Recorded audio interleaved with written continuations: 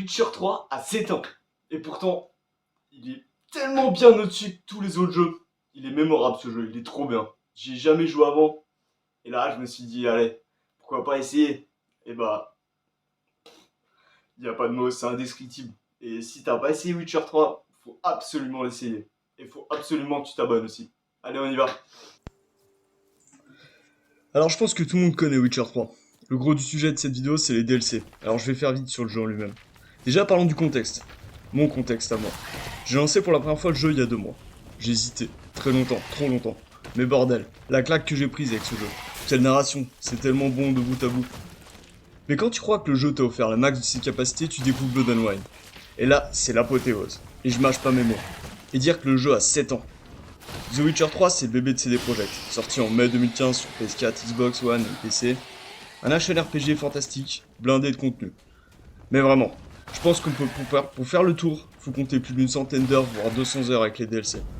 Le jeu retrace l'histoire de Geralt de Rive, un sorceleur en quête de sa fille adoptive, à travers un magnifique monde ouvert. Alors dans cette vidéo, je veux donner mon avis, donner envie d'y jouer, et surtout donner envie de jouer aux DLC, parce que les DLC passés à côté, c'est pas possible. Alors comme d'hab avec les jeux que j'aime, je déteste parler des points négatifs. Alors un petit tour vite fait. Les menus du jeu puent, mais vraiment. À la manette c'est une purge. On galère trop. On se retrouve trop souvent à perdre du temps à chercher l'un des 60 milliards de matériaux de craft, c'est pas ergonomique. Geralt a un balai dans le cul, les actions répondent pas bien, la nage est horrible. Pourquoi indiquer qu'il faut remonter avec un bouton B si ça marche jamais? Le cheval lui aussi a un balai dans le cul. Bordel, il s'arrête sans arrêt pour rien. C'est collision sur collision avec des trucs invisibles.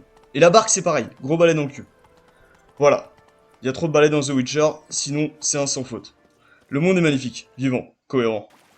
Pour dire, j'ai terminé Elden Ring il y a 3 mois, The Witcher 3 m'a littéralement fait oublier Elden Ring. Alors je pensais ne jamais retrouver ce ressenti. Celui d'être absorbé par un jeu, par son ambiance. Et surtout par son scénario. Je suis de nature peu patient. La plupart du temps je vais passer les dialogues. Surtout sur les RPG, quand c'est trop long, ça me gonfle. Mais ce jeu m'a collé sur une chaise. Il m'a dit attends, j'ai un truc vachement intéressant à te raconter.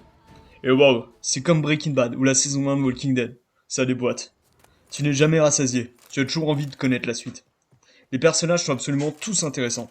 Parce que oui, c'est les projects à travailler sur l'ensemble des personnages. Et Dieu ce qu'ils sont nombreux. Ce que je veux dire, c'est qu'il n'y a pas de différence entre Marcus le roi qui t'accompagne pendant 40 heures, ou le pauvre paysan que tu croises une fois. Chaque personnage est travaillé jusqu'à l'os et ça se sent.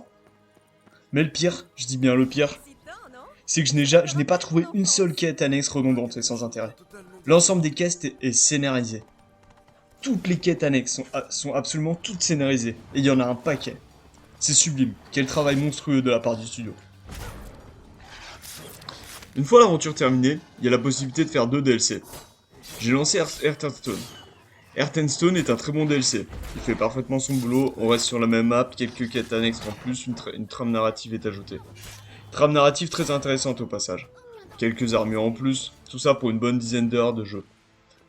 Et là, c'est le moment de lancer Blood and Wine. Et mon dieu, Blood and Wine c'est une première quête, un contrat qui dure 5 minutes et qui te transporte dans une nouvelle map. Une map immense et magnifique, 30 heures de jeu supplémentaires. Une patte graphique retravaillée. Et c'est sublime. La nouvelle trame scénaristique est mémorable. C'est simple, Witcher 3 ne cesse de prendre en intensité même à travers ses DLC. Blood and Wine c'est un jeu dans le jeu, littéralement. Il aurait presque pu s'appeler The Witcher 4. On est bien loin des DLC de la plupart des autres jeux. Witcher 3 est une référence vidéoludique, et je pense que c'est loin d'être fini. Alors ouais, je vous le conseille vraiment. Et abonnez-vous.